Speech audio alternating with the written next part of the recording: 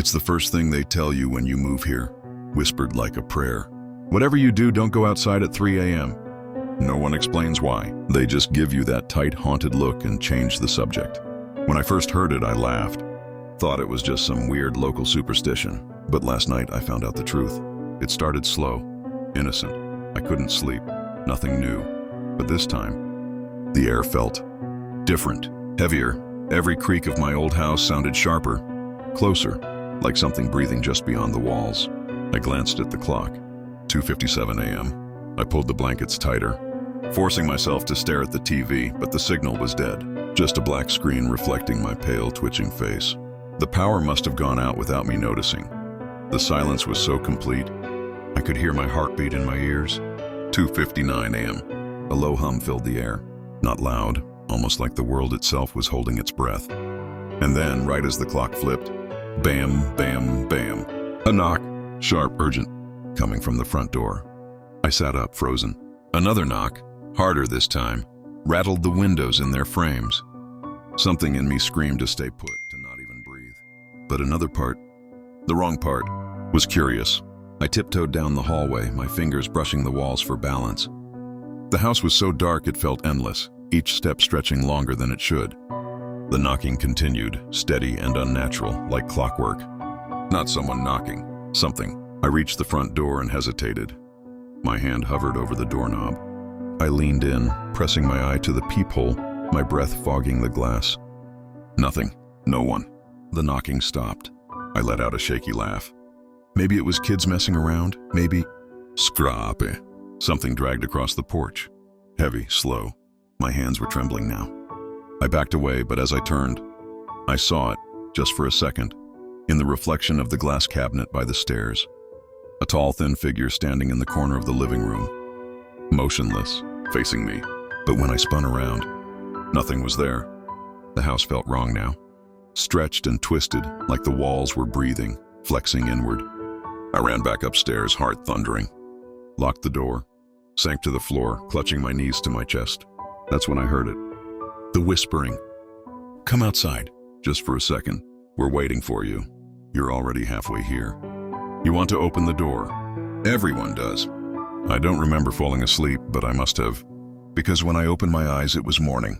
Pale light spilled through the cracks in the curtains, and the whispers were gone. I thought it was over, until I went downstairs and found the front door wide open.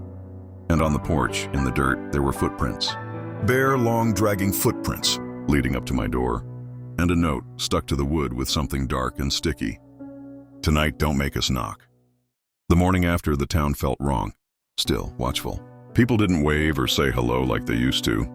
They just stared at me, their faces tight, pale with fear. By noon, Sheriff Dalton found me. He didn't bother with questions, just grabbed my arm and pulled me into the back of the church, where a few others were already waiting.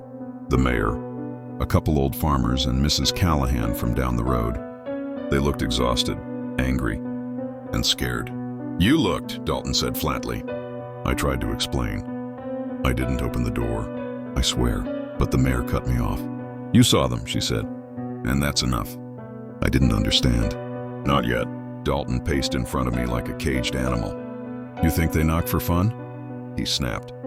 They knock to find out where the cracks are. Who's weak? I swallowed hard, the weight of what they were saying sinking in. They can't get in unless we open the door, Mrs. Callahan said, her voice a trembling whisper. But looking tells them who's still alive in here. The mayor leaned in closer. They don't like being seen. They remember it. They mark it. Now they know you, and through you, they know us. Outside, the afternoon sun was already beginning to dim. A sick, heavy feeling hung in the air. Tonight, they'll come back, Dalton said. And they won't just knock at your door. They'll knock everywhere. My mouth went dry. But we'll be ready, the mayor said, standing tall. We know the rule. We stay inside. We don't answer. We survive. Dalton shoved an old oil lantern into my hands. Lights might go out.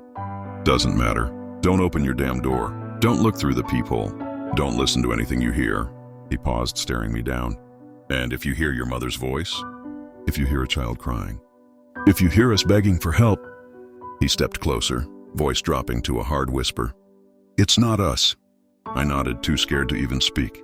The mayor touched my shoulder, softer. "We don't blame you. It was an accident. But now, we all have to fight to make it through this." The church bell started ringing then. Low warning. Dalton glanced at the window. The shadows outside were getting longer, stretching like fingers across the town. "Go home," he said. "Barricade your doors. It's gonna be a long night." I ran. As I sprinted through the empty streets, I realized every window was shuttered, every door locked tight.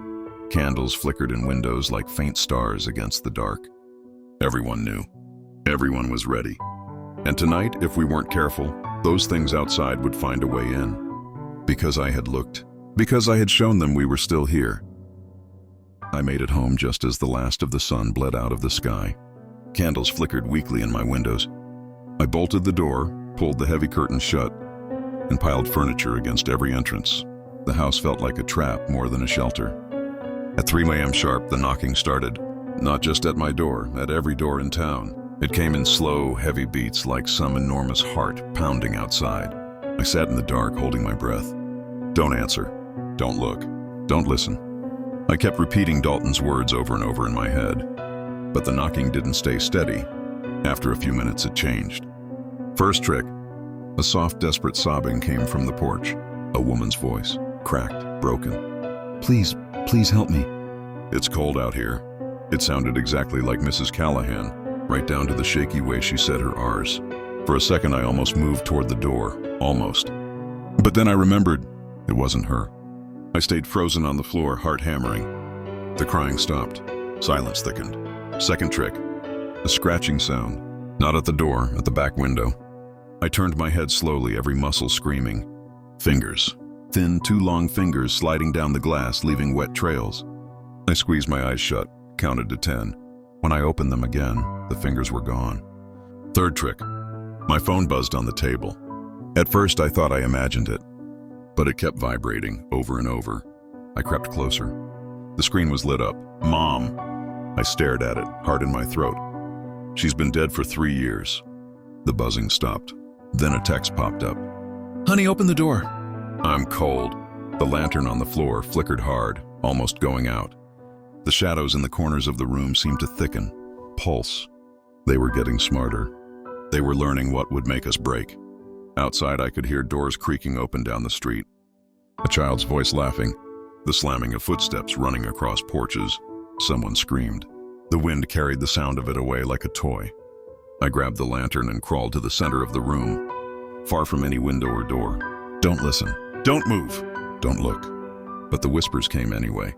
Inside the walls, under the floorboards. "We see you. We know you're in there.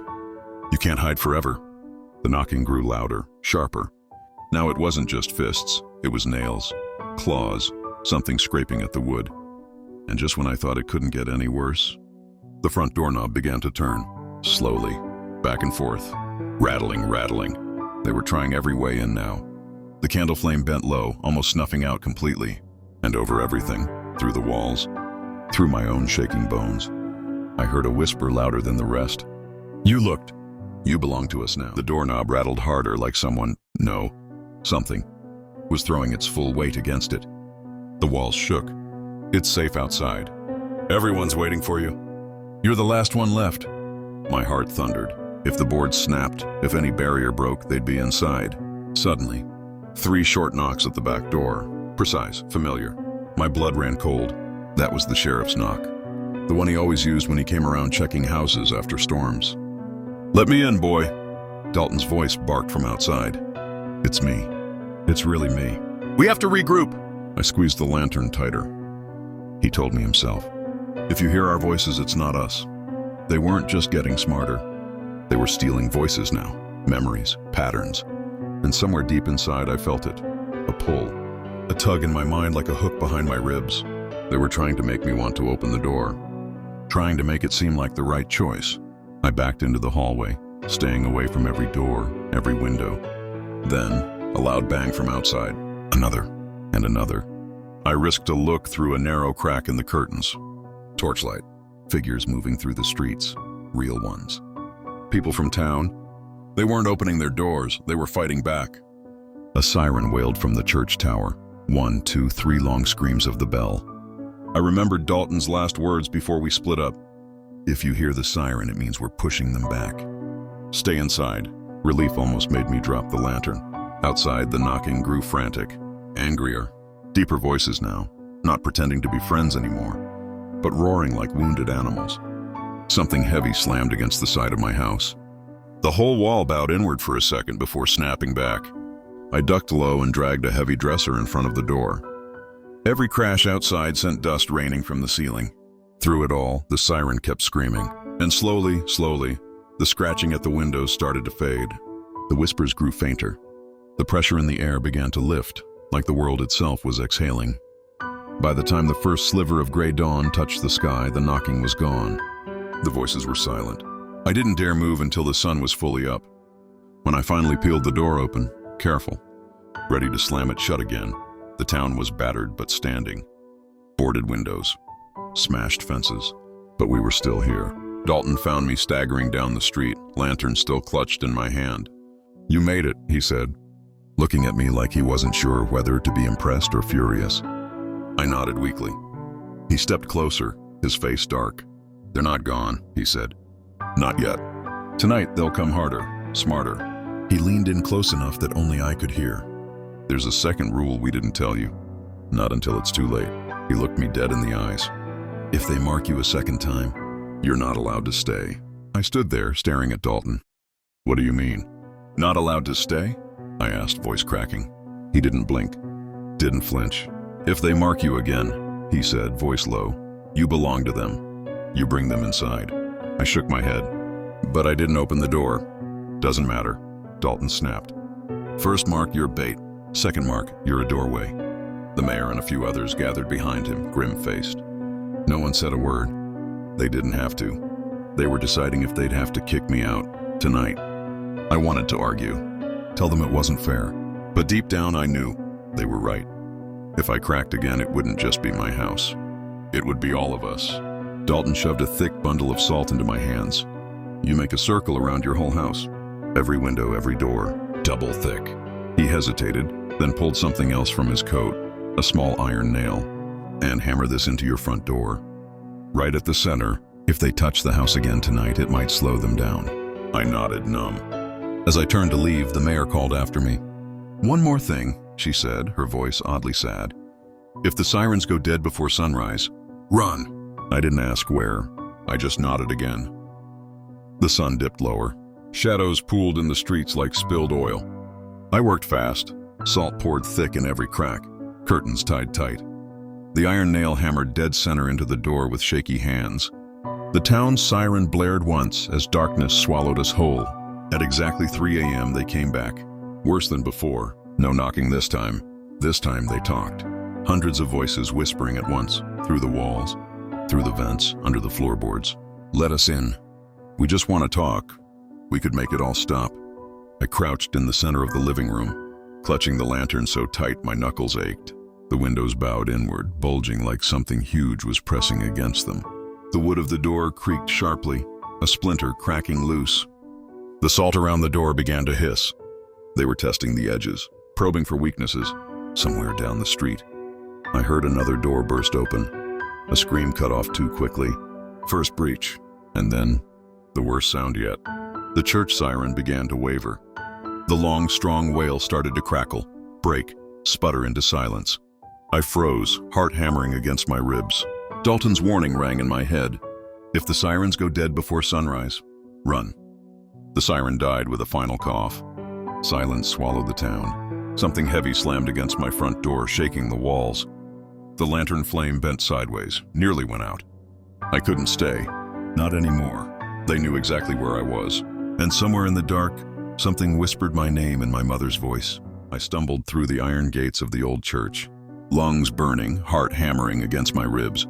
Inside, a handful of survivors clustered together, wide-eyed, bloodied, gasping for breath. The heavy oak doors slammed shut behind me, sealed with thick chains and iron bolts.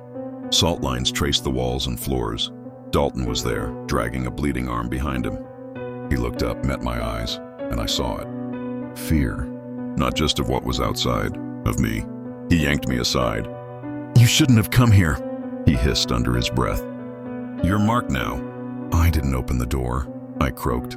"I didn't." You didn't have to, he snapped. They chose you. I backed away, my whole body shaking. Through the thick church walls, we could hear them. The things, circling, clawing, scraping at the iron fence, rattling the gates. But they couldn't get in. Not yet. The old church was soaked in enough ancient protections to hold them at bay. For now. Mayor Sims kept looking at me like I was a lit fuse. They're going to make me leave, I thought. Or worse. The candles burned lower. The salt lines began to hiss. One by one, the survivors noticed something. The walls were sweating. Tiny rivulets of black water trickled down from the stone, sizzling when they hit the salt. Dalton's face went pale. They're poisoning the ground, he muttered. Breaking the protections. Suddenly, the candles flickered and flared, burning bright blue for just a second. And in that brief flash, I saw them. Inside, shadows hanging upside down from the ceiling, clinging to the stone like spiders, faces twisted in mockery of human smiles. It's too late, one of them whispered, voice rippling through the room. I stumbled back, heart ready to burst from my chest. The iron chains on the door rattled violently. The salt lines smoked and split apart. Dalton roared, "Keep the circle whole!"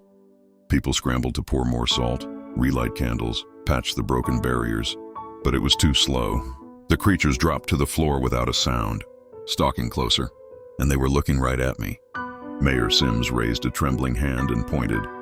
"He's the breach," she said. "Get him out." Dalton hesitated just for a second, but it was long enough. The creatures lunged. Chaos exploded inside the church. People screamed, throwing salt, swinging iron rods, anything to keep the shadows back. Dalton grabbed my arm. "Go!" he bellowed, shoving me toward the side door. "If you stay, you'll kill us all." I stumbled through the side passage, lanterns swinging wildly. Behind me, I heard the church doors crash open, the screaming rising higher. I didn't look back. I burst into the graveyard beyond. Tombstones leaning like crooked teeth in the dark, and standing at the far end of the graveyard was a figure. Tall, wrong, wrapped in flickering shadows, waiting, smiling, waiting for me. Because now I wasn't just marked, I was the key.